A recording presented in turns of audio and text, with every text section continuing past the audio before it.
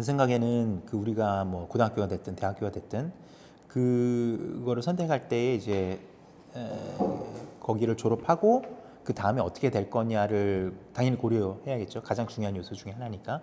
근데 아울러서 거기 하나만 더 이제 사족을 붙이자면 사실 그 경험 자체도 하나의 어떤 문화유산이고 자본이기 때문에 문화 자본이기 때문에 그것도 의미가 나름대로 있긴 있어요. 예를 들어서 한국에서 굉장히 스트레스 받지 않고 본인이 나름 즐길 수 있는 과정을 통해 가지고 하는 것도 의미가 있으니까 뭐 그것도 우리가 좀 고려를 해야 될 거고. 다만 그 아까 얘기했던 졸업한 이후에 뭐 대학교를 예를 들면 그다음에 이제 어떤 직장을 얻느냐 아니면 나의 커리어가 어떻게 세팅이 되느냐를 고민할 때는 굉장히 이제 중요한 요소니까 좀 우리가 생각을 구체적으로 해야 되는데 우리가 그 대학교를 예를 들어서 뭐 굉장히 좋은 미국의 대학교를 간다고 해서 굉장히 비싸게 제 생각에는 아까 지금 말씀하신 것처럼 뭐 1년에 1억 수준이 아니고 훨씬 더 들 거예요.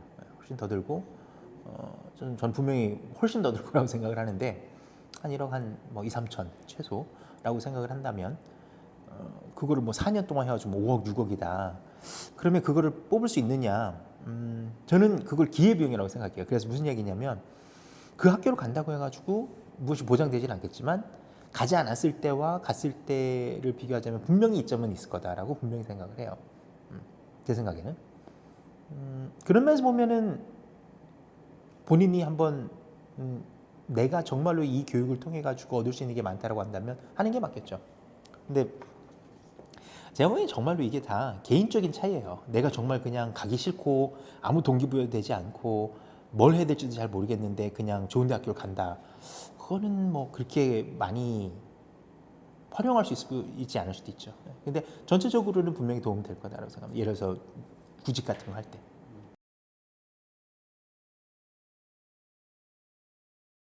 일단 한국에서 그 영어를 잘하는 사람들이 많아지는지는 모르겠어요.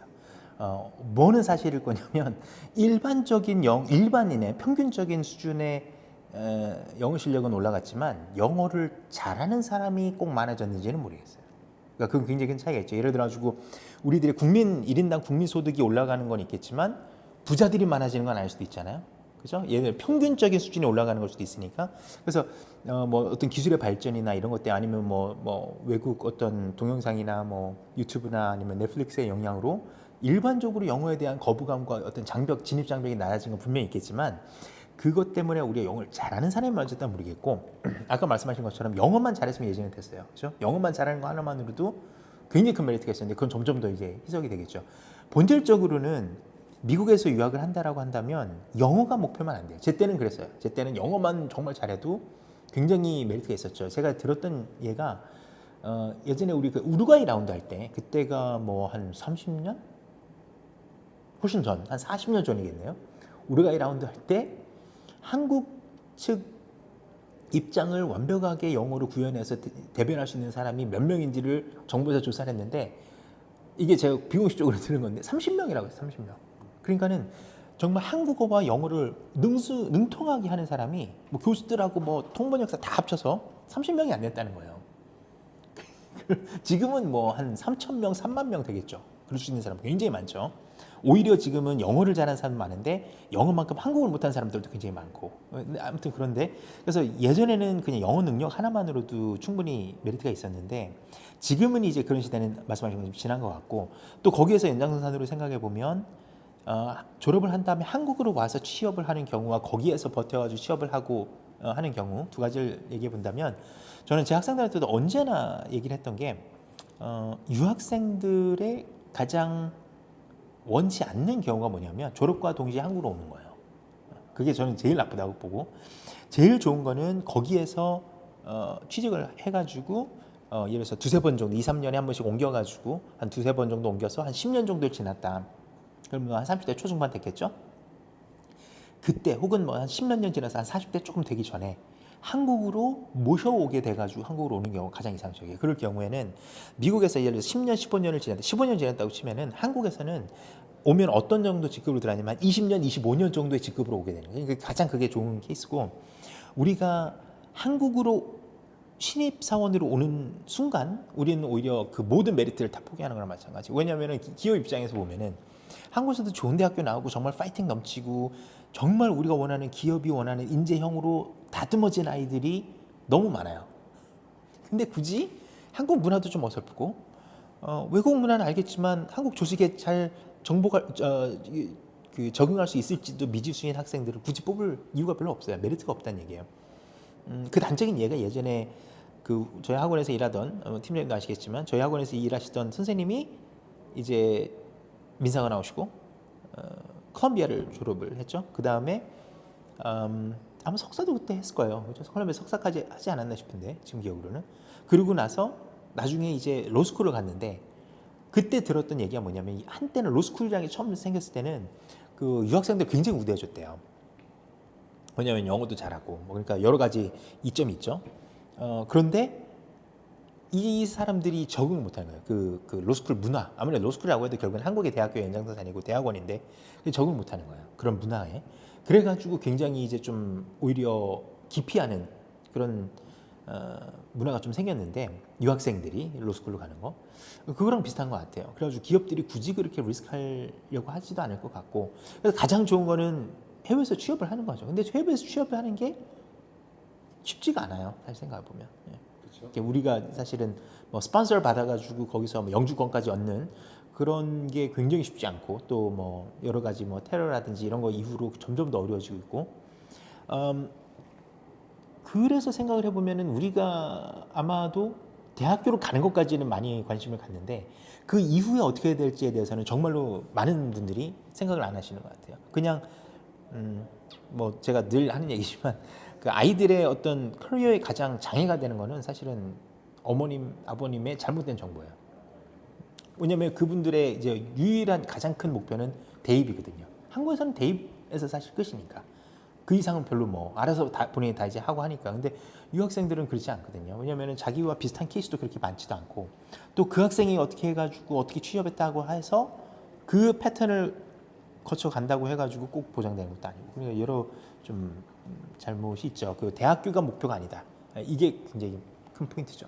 그 미국에서 공부를 한다는 얘기는 애당초 미국으로 가기로 결정했다는 얘기는 한국에서 뭐 대기업 같은 데 들어가지 않는다는 얘기예요. 그러니까 사실상 한국으로 오는 것은 옵션지에 없어야 돼요. 그게 정상이고 그렇지 않으면 사실 가면은 이거는 이상한 거죠. 오히려 한국에서 내가 커리어를 쌓고 싶다라고 한다면 한국 대학을 가는 게 맞아요. 제가 보기에는 예를 들어서 뭐 특례를 갔던 뭐 하여튼 정원 외로 해가지고 뭐 어떤 형식으로 하든 한국에서 가는 게 맞아요. 그게 아니면은 굳이 그렇게 아까 말씀하신 것처럼 비싼 돈 주고 막 5억 정도씩 쓰면서 대학교를 4년을 해외에서 보낼 이유가 없는 거죠. 조금 더 구체적으로 얘기하면은 그 러터리 시스템이 사실 한국 사람들한테 뭐 한국 사람이라고 더 우대해 주는 것도 아니고 굉장히 제한이 있죠. 그래서 우리가 더 생각해야 되는 건 뭐냐면 더 만약에 정말 거기서 정착을 해가지고 취직을 하고 싶어 한다면 뭐 그린 카드가 아니더라도 그러면은 사실상 저는 대학원 가는 게 맞다. 우리 지난번에 찍었을 때도 제가 말씀드렸지만 대학원을 진학하는 것이 가장 현실적이고 가장 도움되는 일이다. 단순하게 영주권을 위해서뿐만이 아니고 취업 비자를 위해서뿐만이 아니고 훨씬 더 내가 투자한 것보다 훨씬 더 많이 걷어들일 수 있기 때문에 훨씬 더 좋은 생각이라고 해요. 사실은 대학원을 가는 게. 그 학부 출신의 대학교에서 대학원을 가는 거 말씀하시는 거잖아요. 근데 사실은 우리가 일반적으로 생각할 때 뭐 A라는 대학을 나와서 A라는 대학원을 가는 게 좋다라고 생각을 하지만 실제로는 좋지 않아요. 실제로는 여러 가지 이유로 좋지 않은데 첫 번째로는 academic inbreeding이라고 해가지고 같은 교수들과 같은 분위기와 어떤 같은 주장으로 있는 그런 수업들을 대학원까지 듣는 거는 별로 좋은 아이디어가 아니에요. 그래서 오히려 아무리 좋은 대학교라도 대학원을 할 거면 특히 이제 박사과정까지 할 거면 다른 데를 가라고 해요. 특별한 이유가 있지 않는 이상, 정말 특별한 이유가 있지 않는 이상 그 대학원에서 잘 가는 걸 추천하지 않아요. 이왕이면 다른 데를 가라라고 얘기를 하거든요. 근데 물론 이제 합격률을 놓고 보면 그 대학 출신이 그 대학원을 그 대학교의 대학원을 가서 합격할 확률은 굉장히 높죠. 당연하죠. 왜냐하면 그 대학교 학부의 교수님들의 추천서를 받고 갔을 거 아니에요. 그러니까 훨씬 더 이로운 점도 있고 쉬운 점은 있지만 꼭 그게 좋은 거는 아닌 것 같아요. 그래서 이왕이면 자기가 연구하고 싶은 아니면 그 분야로 유명한 교수님을 추천해가지고 그리고 대학원은 어디 가든지 크게 상관이 없어요. 학부는 굉장히 우리가 많이 이제 그 의미를 두지만 대학원 같은 경우에는 주립대 그냥 어디 가도 전혀 이상한 게 아닙니다. 그럼 분명히 맞을 거고 특히 아까 말씀하신 것 같은 스템 계열이나 아니면 리서치 쪽 이런 쪽은 더더욱 그게 이제 의미가 있죠. 그럼 우리가 일반적으로 생각하면은 예전에는 학부만 졸업하고 그냥 다 취직을 했어요. 근데 이게 점점 더 올라가는 거예요. 쉽게 얘기하면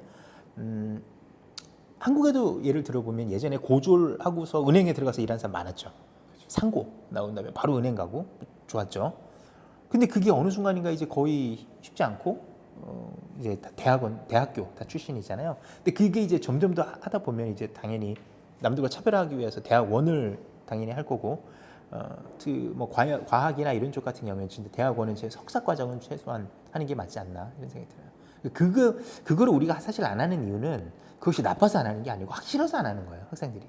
난 더 이상 공부하기 싫어. 또 학교를 더 다니라고? 이게 싫은 거예요. 그러니까 사실 이성적으로 우리가 판단해가지고 좋지 않다라기보다는 감성적으로, 감정적으로 난 하기 싫다라고 생각해서 안 하는 거기 때문에 사실